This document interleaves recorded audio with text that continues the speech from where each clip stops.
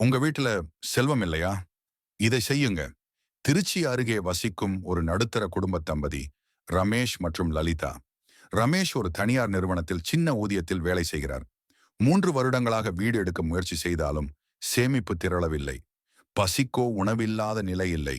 ஆனால் பணப்பற்றாக்குறை, சம்பள தாமதம், அதிர்ஷ்டமில்லாத வாழ்க்கை இவர்களை ஆட்டிக் கொண்டிருந்தது.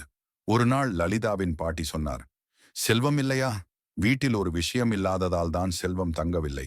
ரமேஷ் குழப்பமடைந்தார். அது என்ன பாட்டி என கேட்டார்.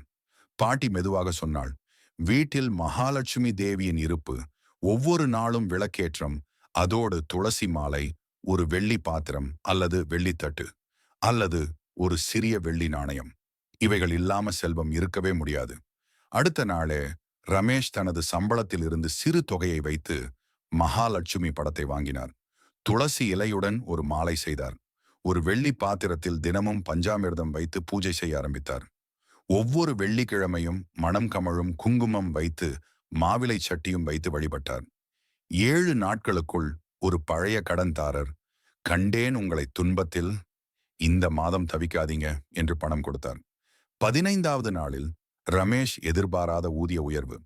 21வது நாளில் வீட்டு நிலவிலை தாழ்ந்ததால் முதலுதவி கட்டி வீட்டு திட்டம் ஆரம்பித்தார். வீட்டு வாசல், மாடி, குடில் எல்லாமே வாசனை, அமைதி, சிரிப்பு கொண்டு மாறின. செல்வம் என்பது ஒரே ராத்திரியில் வரும் வித்தை அல்ல. ஆனால் பக்தி, ஒழுங்கு, தெய்வ வழிபாடு இருந்தால் அருள் வழியாக அதுவே வழிகாட்டும். வீடு வாழ்வில் செல்வம் வர 3 அத்தியாவசிய விஷயங்கள்.